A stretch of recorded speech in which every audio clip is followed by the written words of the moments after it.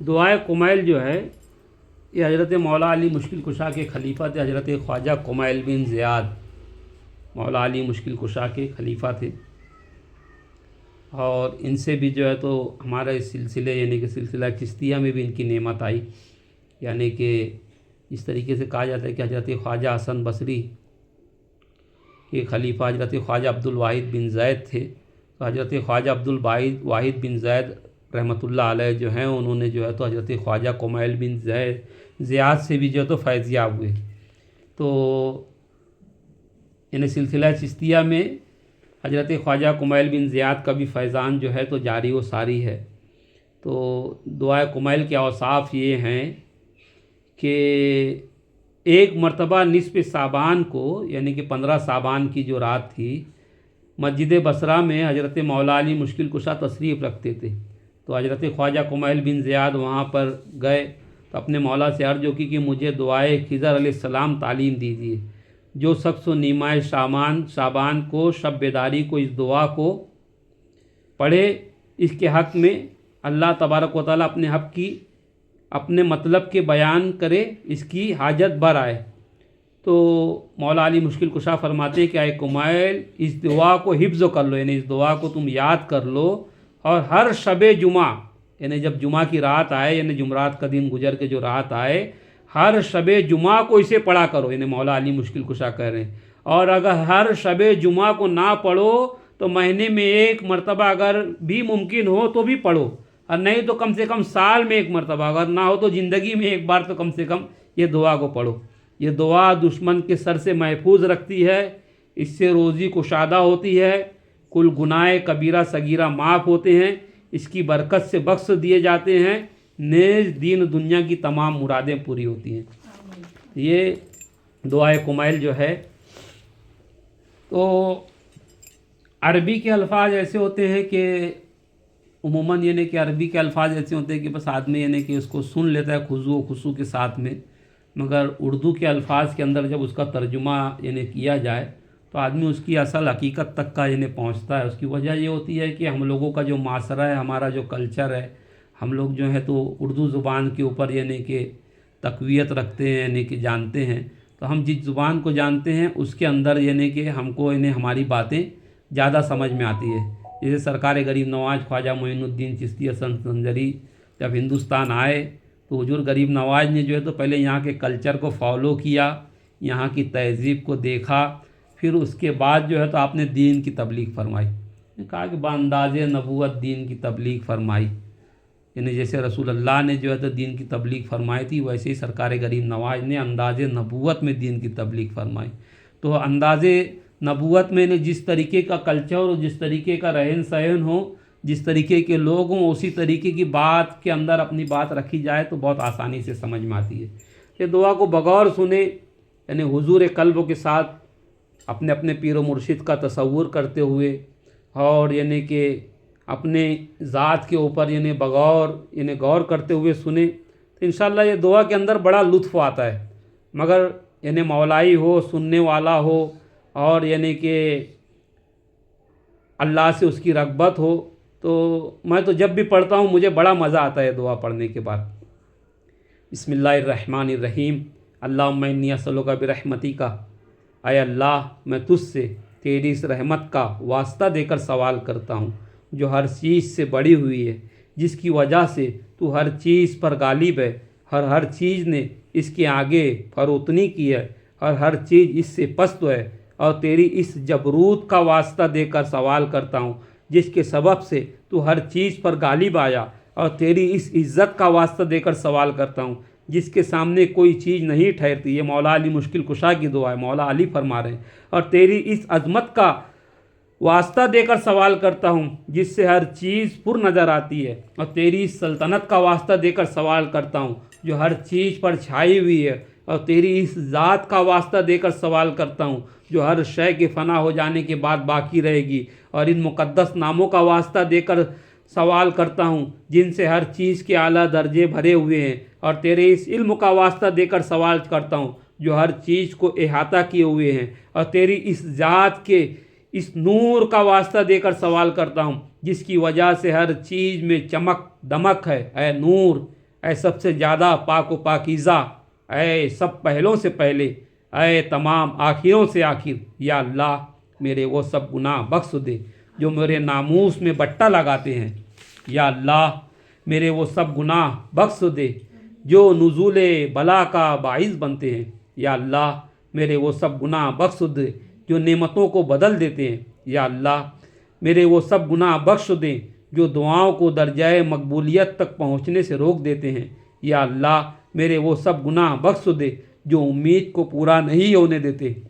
یا اللہ میرے ان سب گناہوں کو بخش دے جن سے بلا نازل ہوتی ہے، یا اللہ میرے ان سب گناہوں کو بخش دے جو میں نے کیے ہوں، اور ہر اس خطا کو معاف کر دے جو مجھ سے سرزد ہو گئی ہو، یا اللہ میں تیری یاد کے ذریعے تیری حضوری میں تقرب چاہتا ہوں، اور تیرے حضور، تیرے ذکر اور تیری ہی ذات کو اپنا سفارشی ٹھہراتا ہوں، اور تیرے جود و کرم و بخشش اور کرم کو ذریعہ گردان کر تجھ سے سوال کرتا ہوں کہ میرے لیے اپنا قرب و زیادہ کر، اور مجھے اپنی نعمتوں کا شکر و بجا لانے کی توفیق عطا فرما، اور اپنی یاد میرے دل میں ڈال دے، یا اللہ میں تجھ سے گڑ گڑانے والے، عاجزی کرنے والے، خضوع و خشوع کرنے والے اور رونے پیٹنے والوں کا سا سوال کرتا ہوں، تو میری خطاؤں سے چشم پوشی فرما اور مجھ پر رحم فرما، اور جو کچھ تو نے میرا حصہ لگایا ہے میں اس پر راضی ہوں اور قناعت کروں،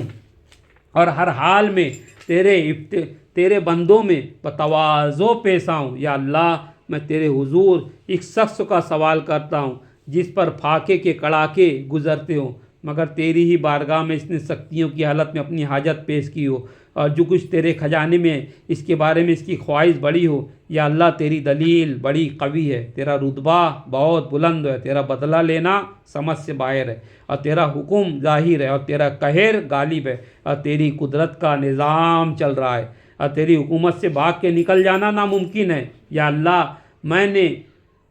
میں نے تو اپنے گناہوں کے لیے بخشش دینے والا اور برائیوں کے لیے پردہ پوشی کرنے والا، اور جو بھی میری بدعمالی ہو اس کو نیکی سے بدل دینے والا تیرے سوا کسی کو نہیں پاتا، تیرے سوا کوئی معبود نہیں، تو منزہ ہے، اور میں تیری تعریف کرتا ہوں۔ میں نے اپنی ذات پہ ظلم کیا اور اپنی جہالت سے جری ہو گیا، اور کیونکہ ہمیشہ مجھ پر احسان کرتا رہا ہے اور تیری یاد میرے دل میں بیٹھی ہوئی ہے، اس سے اطمینان کر لیا ہے، یا اللہ اے میرے مالک تو نے میری کتنی برائیوں پہ پردہ ڈالا ہے، اور کتنی سخت سے سخت بلاؤں کو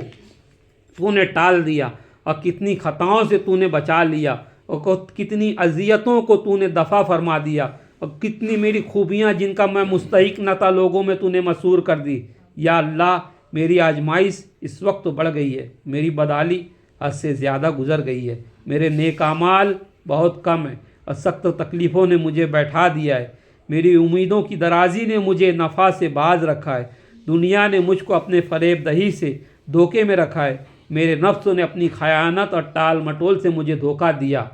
اے آقا بس سوال کرتا ہوں تجھ سے تیری عزت کا واسطہ دے کر کہ میری بدعملی، میرے کردار، میری دعا کو تیرے حضور میں پہنچنے سے نہ روکے، میرے جن پوشیدہ رازوں سے تو مطلع ہو گیا ہے ان کو ظاہر کر کے مجھے رسوا نہ کر، اور اپنی غفلت، خواہشوں کی کثرت، اپنی جہالت اور نیکی کی طرف ہمیشہ کم رغبتی کے سبب جو برائیاں چھپ چھپ کر چکا ہوں ان کی مجھے سزا دینے میں جلدی نہ فرما، اے اللہ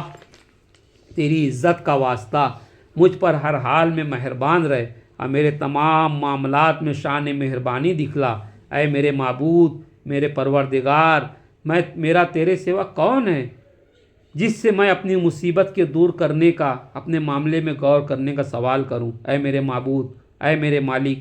تو نے میرے لیے ایک حکم جاری کیا جس میں نے اپنی خواہش نفسانی کی پیروی کی اور اس کی نگرانی نہ کی، میرے دشمن نے اس خواہش نفسانی کو میری نظر میں زینت دے دی، اس طرح جو خواہش میرے دل میں پیدا ہوئی تھی اس کے ذریعے میرے دشمن نے مجھے دھوکہ دیا، اور قضاء و قدر کے معاملے میں اس کی مساعدت کی، اس طرح تیری مقرر کی ہوئی حدود سے اور تیرے جاری کیے ہوئے حکم سے کچھ تجاوز کر گیا، تیرے بعض احکام کی مجھ سے مخالفت ہو گئی، بہرحال تمام معاملہ میں تیرے ذمے حمد و بجا لانا واجب ہے،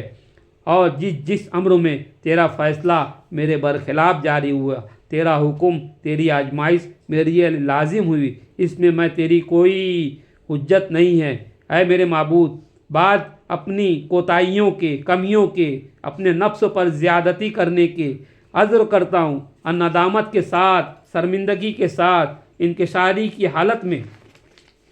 طلب مغفرت کرتا اور گڑ گڑاتا اور اقرار کرتا ہوا گناہوں کے دور ہونے کے یقین کے ساتھ تیری درگاہ میں حاضر ہوا ہوں، اس لیے کہ جو کچھ مجھ سے ہو گیا ہے اس سے نہ کہیں بھاگنے کا ٹھکانہ پاتا ہوں، نہ رونے پیٹنے کی جگہ کہ وہیں اپنا معاملہ پیش کروں، سوائے اس کے کہ تو میرا عذر قبول کر لے اور اپنی وسعت رحمت میں مجھے داخل کر لے۔ یا اللہ، اب میرا عذر قبول فرما، میری تکلیف، میری سختی پر رحم کر، میری جکڑ بندیوں کو دور کر، اور میرے پروردگار میرے جسم کی ناتوانی، میرے جلد کے ہلکے پن، میری ہڈیوں کی کمزوری پر رحم کر۔ اے وہ جس نے میرے وجود کا آغاز کیا، میرا نام بھی نکالا، میری پرورش کا سامان کیا، میرے حق میں ہر طرح کی نیکی بھی کی، اور مجھے غذا دینے میں اسباب ہم پہنچائے۔ تو نے جس طرح کرم کی ابتدا کی تھی، جس طرح پہلے سے میرے حق میں نیکی کرتا آ رہا ہے، ویسے ہی برقرار رکھ۔ اے میرے سردار،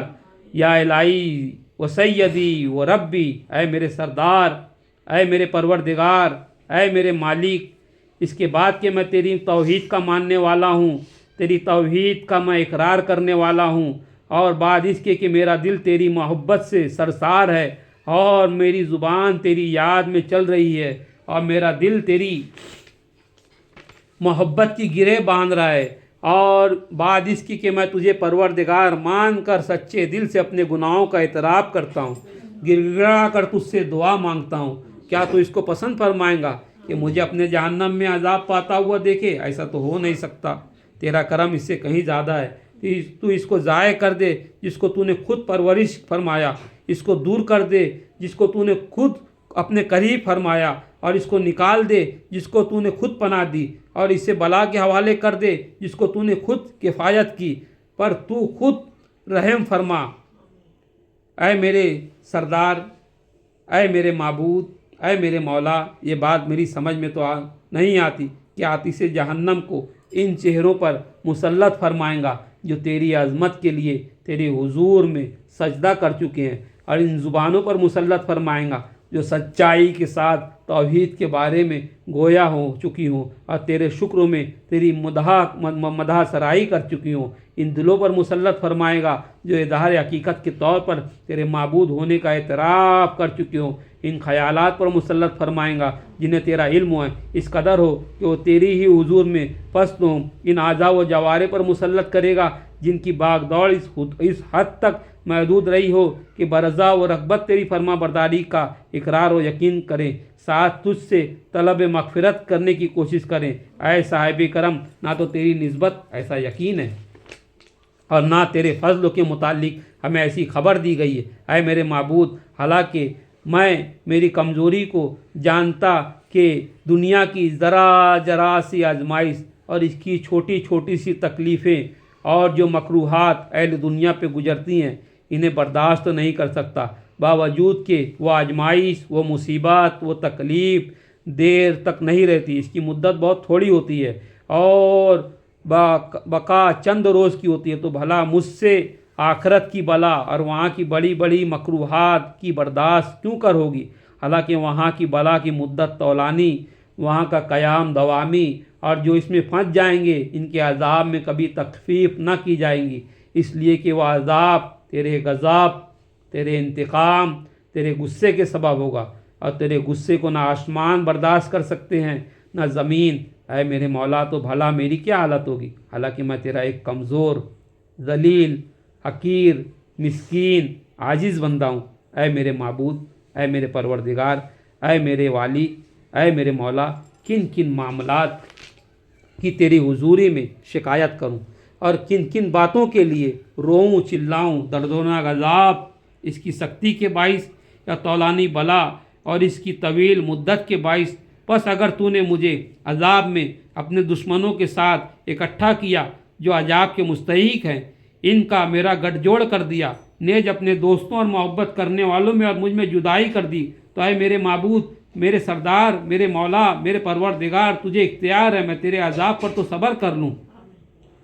پر تیری رحمت سے جدائی پر کیوں کر صبر کروں گا، اور معبود میں تیری آگ کی حرارت کو تو سہ جاؤں مگر تیری نظر کرامت کے بدل جانے کو کیوں کر برداشت کروں گا، یا آتش جہنم کو کیوں کر رہ سکوں گا، درہاں لے کے مجھے تیرے عفو کی امید لگی ہو۔ بس اے میرے معبود، اے سردار، تیری عزت کی قسم کھا کے عرض کرتا ہوں، اگر تو نے مجھے بولنے کا اختیار دیا تو میں نے اہل جہنم کے درمیان سے ضرور تجھے اسی طرح تیرا نام لے کر چیخوں گا جس طرح امیدوار چیخا کرتے ہیں، اور ضرور تیرے حضور میں ویسے ہی ہائے وائے کروں گا جیسے فریادی کرتے ہیں، اور ضرور تیری رحمت کے فراق میں ویسے ہی روؤں گا جیسے کہ نا امید ہو جانے والے رویا کرتے ہیں، اور ضرور بار بار تجھے پکاروں گا کہ اے مومنوں کے مالک، اے معرفت رکھنے والوں کی امیدگاہ، اے فریاد کرنے والوں کے فریاد رس، اے سچے دلوں کو لبھانے والے، اے تمام عالم کے معبود، تو کہاں ہے؟ اے میرے معبود، تیری ذات منزہ ہے اور میں تیری حمد کرتا ہوں۔ کیا یہ بات سمجھ میں آتی ہے کہ تو اسی آگ میں سے ایک فرما بردار بندے کی آواز سنے جو اپنی مخالفت کی پاداش میں قید کیا گیا ہو، نہ اپنی نافرمانی کی سزا میں اس کے عذاب کا مزہ چکھ رہا ہو، اور اپنے جرم و خطا کے بدلے میں اس کی تہوں میں محبوس کیا گیا ہو، اور وہ تیری رحمت کی امید کی اسی آواز سے تجھے چیختا ہو، تیرے توحید کے ماننے والوں سی زبان سے تجھے پکارتا ہو، تیرے حضور میں رب کا واسطہ دے کر تجھی سے وسیلہ قرار دیتا ہو۔ اے میرے مالک، پھر وہ تیرے عذاب میں کیسے رہ سکے گا جبکہ اسے تیرے سابق علم و ربط رحمت کی امید لگی ہو، یا اسے آتش جہنم تکلیف کیسے پہنچائیں گی جبکہ تیرے فضل و تیری رحمت کی آس لگائے ہوئے ہوں، یا اس کو جہنم کا شعلہ کیوں کر جلائے گا جبکہ تو خود اس کی آواز سن رہا ہو اور اس کے ذریعے اور اس کی جگہ دیکھ رہا ہو، یا اسے جہنم کی آواز پریشان کیوں کر کرے گی جبکہ تو اس کی کمزوری سے آگاہ ہے،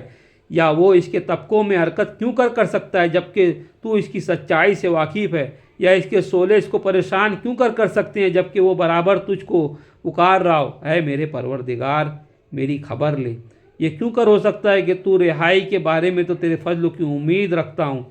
میں رہائی کے بارے میں تو تیرے فضل کی امید رکھتا ہوں،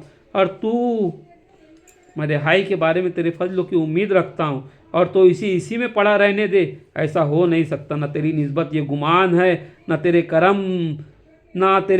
تیرے کرم ہی سے ایسی کسی کو یہ صورت پیش آئی، اور نہ اپنی نیکی و احسان کے باعث تو نے اہل توحید کے ساتھ کبھی اس طرح کا معاملہ کیا۔ پس میں یقین کے ساتھ عرض کرتا ہوں،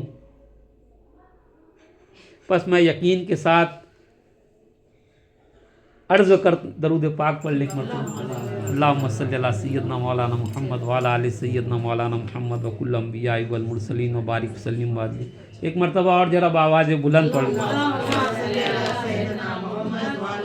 صلی اللہ علیہ وسلم۔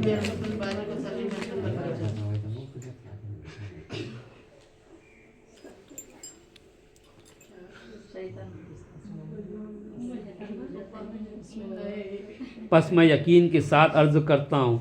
اگر تو نے اپنے منکروں کو عذاب دینے کا حکم نہ لگا دیا ہوتا اور اپنے مخالف کو آتش جہنم میں دوامی سزا کا فیصلہ نہ دیا ہوتا تو آتش جہنم کو سرد فرما دیتا، وہ بھی اس طرح سلامتی ہی رہتی، کسی ایک کا بھی اس میں جائے قیام نہ ہوتا، مقرر نہ فرماتا، لیکن خود کہ تیرا نام مقدس ہے یہ قسم کھا لی ہے کہ جہنم کو تمام نافرمان جنوں اور آدمیوں سے پاٹ دے گا اور اپنی ذات سے عناد رکھنے والوں کو ہمیشہ کے لیے اس میں ڈال دے گا، اور تو کہ تیری تعریف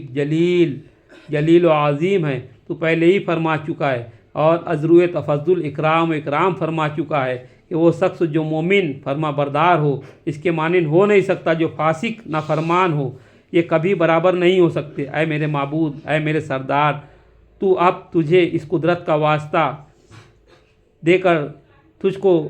جو تجھ کو حاصل ہے، اس فیصلے کا واسطہ دے کر جو تجھے حتمی طور پر فرمایا ہے، جن پر تو نے ان کا اجرا فرمایا ہے، ان سب کا نفاذ ہو گیا ہے، تجھی سے سوال کرتا ہوں کہ اس رات میں اور خاص کر اس وقت میں میرا ہر ایک وہ جرم جو مجھ سے ہو گیا ہے بخش دے، اور ہر وہ گناہ جو مجھ سے سرزد ہو گیا ہے معاف کر دے، اور ہر وہ برائی جو میں نے چھپ کر کی ہے، اور ہر جہالت جو میں نے عمل میں لایا ہوں اور کو میں نے چھپایا ہو یا ظاہر کیا ہوں یا پوشیدہ ارتکاب کیا ہوں، یا اعلان ایسی ہر بدی کے اندراج کا تو نے کرامن کاتبین کو حکم دیا معاف فرما دے، جن کو تو نے میرے ہی فعل کی نگرانی سپرد فرمائی ہے، اور میرے اعضاء و جوارے کے ساتھ ان کو بھی تو نے میرے اعمال اور افعال کا گواہ قرار دیا ہے، اور ان کے ماورا تو خود میرے اعمال و افعال کا نگراں ہے اور ان چیزوں تک کا گواہ ہے جو ان سب کی نظروں سے مخفی ہے، حالانکہ اپنی رحمت سے تو نے ان سب کو چھپاتا رہتا ہے، اپنے تفضل سے ان پر پردہ ڈالتا ہے۔ سوال کرتا ہوں خیر خوبی کی تو نازل فرما، اور ہر احسان جو تو اپنے فضل سے فرما، ہر نیکی جسے تو پھیلا، اور ہر رزق جس میں وسعت فرما، اور ہر گناہ بخش، اور میں ہر خطا کے پوشیدہ فرمانے میں بھی میرا حصہ بڑا لگا دے۔ اے میرے پروردگار، یا ربی یا ربی یا ربی، یا الہی و سیدی و مولائی و مالکی رکی، یا من بیدی ناسیتی، یا علمن بدری مسکنتی، اے میرے فقر و فاقہ میں میری خبر گیری کرنے والے، اے میرے پروردگار، اے میرے سید و سردار، میں تجھ سے تیرے حق کا واسطہ دے کر اور تیری قدوسیت کا واسطہ دے کر اور تیری بڑی بڑی صفت والے بڑے بڑے نام کا واسطہ دے کر سوال کرتا ہوں کہ میرے رات اور دن کے اوقات اپنی یاد سے بھرپور کر دے،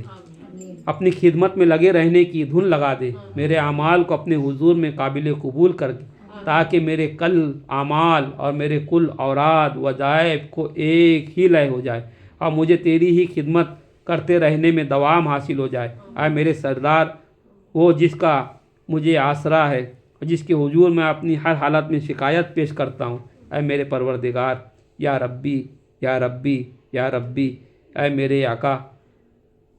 میرے ہاتھ پاؤں کو اپنی خدمت کے لیے مضبوط اور اسی ارادے کے لیے میرے قلب کو مستحکم کر دے۔ اب مجھے یہ توفیق عطا فرما کہ تجھ سے ڈرتا رہوں اور مدام تیری خدمت میں لگا رہوں، سبقت کرنے والوں کے میدانوں میں تیرے حضور حاصل کرنے کے لیے آگے بڑھتا رہوں، تیری سرکار میں پہنچنے کے لیے جلدی جلدی کرنے والوں میں تیز قدم